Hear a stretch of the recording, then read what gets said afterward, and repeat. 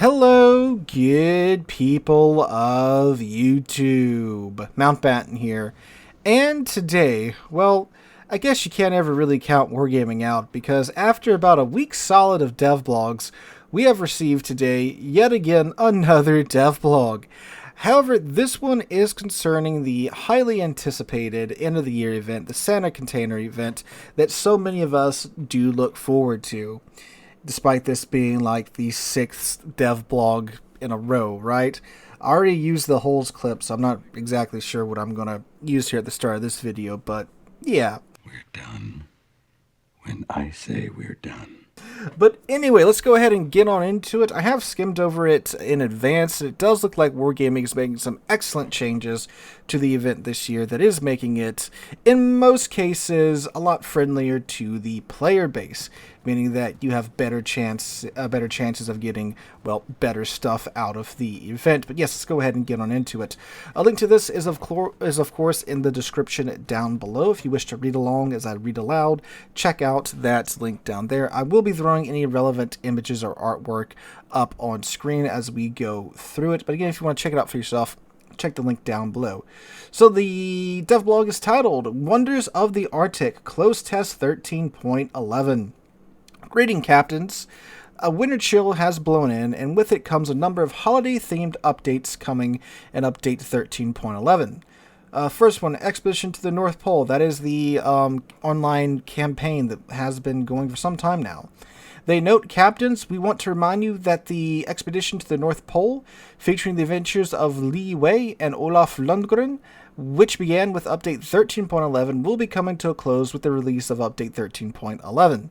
With its conclusion, exciting New Year gifts will be waiting for you in the port. Starting with December 1st, everyone who logs into the game client will be able to collect their gift.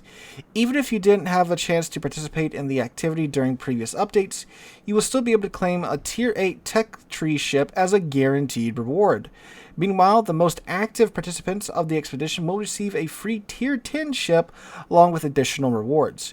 You still have time until December 1st to gather enough expedition tokens to upgrade your ship and get all of those gifts. So far, we have announced North Carolina, Implacable, and U-190 as available options for Tier 8 ships, while available Tier 10 ships are represented by Schlieffen, Audacious, and the Balau. Okay. Stay tuned for our final revealing announcement about Expedition to the North Pole later. Alright, next thing, we are getting a new port, a very Christmassy themed port called I Am Going to Murder This. Nordlyshavn. Maybe I didn't. The first thing you'll notice when logging into Update 13.11 is that we have a beautiful new port with a Christmas tree. It does look quite well done. Looks like it's straight out of a Hallmark Christmas card, if I do say so myself. I do very much like the merry-go-round with ships on it. That is quite cute and adorable. Once you take a closer look at the tree, you might notice it could use a little sprucing up, pun intended. You'll be able to add 2 different sets of decorations and ornaments to the tree by just playing the game and completing daily missions. By selecting the Christmas tree in port, you'll access a dedicated interface to the decorations, missions progresses, and your rewards. Oh, that's cool. So you can okay. You can decorate your Christmas tree. Oh, that's clever. Each day you can earn 1 ornament by playing 2 battles and another for a total of 7 battles that day. Progress for these missions will be displayed in a special window next to the tree, separate from the Combat Mission tab, to keep everything neatly in one place. You'll have 10 different decoration slots to customize the tree to your liking. Okay, that's pretty cool. I like how they're getting, more interactable ports, right? The ports have, always been pretty to look at, but that's about it. But now they're adding in more interactability like we saw with the Star Trek port, and now this one is, pretty neat. Decorating Christmas tree will also enhance the appearance of the port itself, and you'll be able to enjoy the festivities from multiple perspectives. One day we'll be able to walk on our ships, fellas. One day. Not only will you make the port look more cheerful, but you also earn rewards for your efforts. Decorating your Christmas tree with 10 decor pieces will award you with 1 day of Warships Premium account, 1 Winter Strands permanent camouflage, and a Santa's gift container. If you collect all unique decor elements, you'll receive a New Year Sky permanent camouflage, 3 more coal containers, and buy the fireplace flag. So free stuff by literally just playing the game and not even really doing that well. You just have to, play 2 battles and you get 1 ornament, and then 7 battles for another one. So yeah, okay, that's cool. Free stuff, Christmas tree, make the port pretty. I am on board with that. Alright, and of course the big enchilada here, what most of you want to hear about, the Festive Rewards and the Santa gift containers. That is what is up next. Alright, so for the Festive Rewards section, our holiday celebration would not be complete without some festive rewards to earn. We got overwhelmingly positive feedback for the quality of life improvements we applied to this feature for our 9th anniversary, so our update 13.11 Festive Rewards will work the same way. The only difference is our themed New Year rewards. You can read more about Festive Rewards mechanics in our 9th anniversary DevBlog. They link to that here. So all those changes, all those excellent, like they say, quality of life changes that were made with the 9-year anniversary Festive Rewards are being applied here to the Christmas containers, meaning that it's going to be easier for those of us with larger fleets to get more containers, and even those of us with smaller fleets, it's going to be easier for you guys to get more containers as well. So that is great. Here's a graph here showing you how much base XP you have to earn in order to acquire a festive reward for that tier. So going on, let's see what they say. If they don't cover something, I'll mention it. Once again, you can speed up the process of obtaining festive rewards, as you'll still be able to get them for all of your tier 5 and above ships without having to play each one individually. To do this, you'll need to complete a recurring cumulative mission for gaining 1000 base XP. The number of additional rewards depend directly on the size of your fleet and should make it significantly easier for both captains with fewer ships and collectors with larger fleets. And here are the bonuses for your fleet size. And then they say, in case you have gained more than 1000 base XP by the end of the battle, or several battles, the leftovers automatically carry over to the next iteration of this mission. You will be able to claim festive rewards starting from December 1st until the end of update 13.11, so the full duration of the update from December 1st there on out. Additionally, we would like to remind you of a mechanic which got introduced in our 9th anniversary. Even after receiving a festive reward from a particular ship, you can continue playing on her as long as you want to activate additional rewards for other ships in your port. The rewards are very similar to last year. Check out the listing below, and there you go. So, I mean, hey, that's cool. You get stuff by playing the ships, and now it's easier than ever to accumulate multiple rewards back to back to back to back, as you are basically just filling up the bar for your ship and for those additional rewards. You can cash them in all at once. So again, it's pretty similar to what we're getting last year. Tier 5 gets 700 coal, Tier 6 750 coal, Tier 7 800 coal, Tier 8 ships get 70 still, 9 get 80 still, then Tier 10 ships get 1 Santa gift container, and then your super ships get 200 still a pop. So if you are grinding through a line right now and you have the port slots, I would definitely start holding on to those ships because you can get stuff for them. So that is my advice to you fellas. So again, excellent quality of life improvements there by implementing the festive reward system that was used with the 9th anniversary. I think most expected this to happen with the New Year's event, but some are a little skeptical about it because this is one of Wargaming's big money makers because of the Santa gift containers, as we're about to get to. And then let's see. Players can obtain the following rewards in exchange for Santa gift containers. Again, pretty similar from last year, except you might be noticing that there is a gift container missing from this list, and that's because they have deleted it. More on that right now. They do note that you can obtain additional gift certificates from the event pass. Gift certificates, for those of you that are new here, they are collectibles you can get during the New Year's Santa gift event, New Year's event, again, whatever you want to call it, that you can exchange for these containers that contain rare and removed ships. And speaking of these containers, let's talk about them right now. So the next section of the DevBlog is titled Updates to Santa Containers. So some more changes here, and again, most of them are player-base friendly. Most of them. So, they say, On December 1st, our Santa container sales will hit the servers again.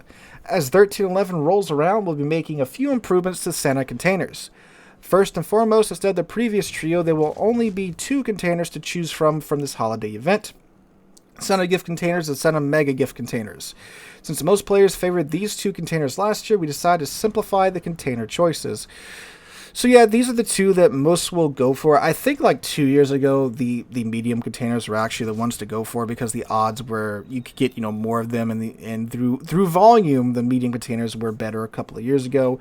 But I think for the past 2 years, it's just been if you can get enough certificates, go for the mega containers because they have the best option. And then the normal size container, if you don't have a large fleet, they're the best ones to go for if you can't farm those certificates, right? So if you don't have the resources, the smaller ones would be the ones that the player would be choosing. Okay, so this is what they look like this year. Nice little sprucing up there. And then they note, as usual, we've updated the list of ships that can be found in Santa's Gifts and Santa's Mega Gift containers from update 13.11. We've removed 23 ships and added 18 new ones, resulting in a slightly reduced total of 145 ships, down from 150 ships last year. This means you have a better chance of receiving one of the new ships, plus many of the removed ships can still be acquired through direct purchase in the armory. And this is a huge plus. Why? So, the big draw of these containers is that these containers usually contain ships that have been removed from the game. Ships like Thunderer, Georgia, Rhode Island, ships that were only available, once to buy, and like these 2-week windows they like to do now, or again, those old removed ships, Musashi, right? This is one of the few times you have a pretty good chance of getting these rare ships if you have a sizable fleet. Because if you have the rest of the ships on the list of ships you can get in these containers, then you have a better chance of rolling and getting one of those removed ships. But obviously you have to have the ships on the list, right? And the more ships in the containers, the less chance you have of getting a rare ship. And the fact that they just removed, 23 ships from these containers, which here's the list right here. Again, I believe most of these you can get in the armory right now for credits, or I'm sorry, not for credits, for doubloons or for coal, right? So these are ships that you can buy right now. They, and in the case for a lot of these, for coal. And the added ships, you take a look at these here. Defense hasn't been seen since last Christmas. Rhode Island came back for a brief time there for a bit. Rodney came out for the D-Day event and has since, absconded. Navarne, briefly available during the Hunt for Red October in the containers. Theseus, so forth and so on, right? So these are ships that have been removed or have only been seen once or twice, right? So adding in more of those ships that players probably want from the containers. I don't think they have the full list of ships out just yet. They do. Okay. Wow. That's going to take us a couple of screenshots. We'll get to that in a second. All right. So, yeah. All right, cool. So, again, that is also very, player-based friendly, increasing the odds of you getting a rare or removed ship from the container. However, we get to the bit that I'm not a huge fan of. So, they are continuing something that showed up during, the Blue Archive event, in that we are getting more containers in containers. I'm not a big fan of this because it's a slippery slope. What does this eventually lead to? Right now, from what I've read, it doesn't look like this is a terrible thing, or really a malicious thing at the moment, but again, it's a slippery slope. How far is this eventually going to go? But let's talk about it first before I start talking about that. So, they note here, but that's not all. This year, we're introducing a new and valuable reward to Santa's gift containers, the Golden Gift Container. Golden Gift Containers contain a variety of valuable rewards such as research points, skill, unique expendable bonuses, as well as ships Chikuma 2, Prince Van Orange, George Hoffman, and that includes their golden version, so the version with the fancy camo. We decided to add the golden gift container without negatively impacting your chances of receiving the most popular rewards like ships or doubloons from Santa containers, so the drop rates for these items remain unchanged from last year. Instead, we focused on removing or reducing the chances of some less popular rewards such as New Year's Sky Expendable Camouflage and Expendable Economic Bonuses. Here you can see the difference between the Santa's Mega Gift containers from last year and this year's Santa Mega Gift container. So, let's see, where does the golden gift container fit in? So, alright, so you have here, behold the table up on screen right now. So you have a 10% chance of getting a golden gift container from a Santa Mega Gift container. But let's see, what have they... Yeah, so basically, they reduce the chance of you getting, like they said, the expendable camouflages and the economic bonuses by about 1.5%, to equal that other 10% for the golden gift container. So what's in the golden gift container if you do roll it? So the golden gift container, let's see, they say here when you click the expand button,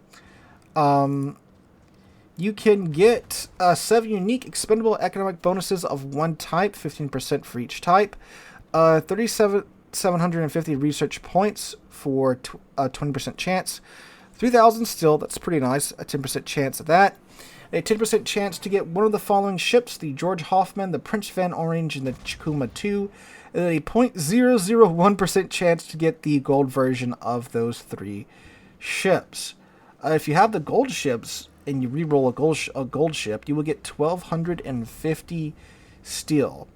And they note that you can get the Hoffman, the Orange, and the Chikuma 2 during the Steel Will event in Update 13.11. A lot of steel ships are coming out in 13.11 because, of course, you can get steel in this event, right? So, yeah. Again, it doesn't look bad at all. I mean, you have a 10% chance to get a golden gift container, which has some much more valuable rewards rather than some, expendable camouflages and some economic bonuses. Although, I'm not a exactly small fan of the economic bonuses, right? I like them. So there's that. Again, not a bad thing this year. The golden gift container itself, isn't something that I would, I'm not going to sit here and scream at Wargaming about it for now, but it's just my fear is, where will this lead right down the road?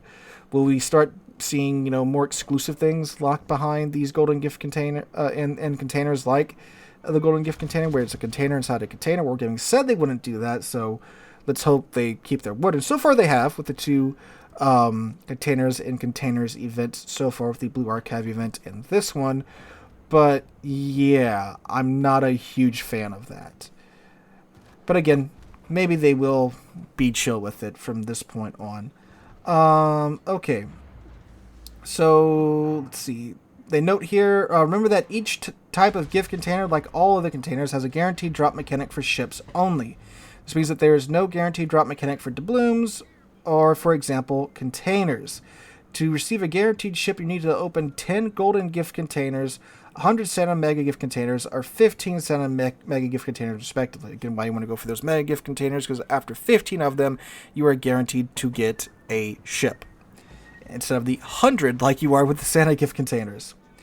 Alright, so the contents of the Santa Gift containers. So for the small Santa Gift container, you have a 2% chance to receive... Oh my god, that is so many ships. Okay, yeah. So you have a 2% chance to get ships that are not rare.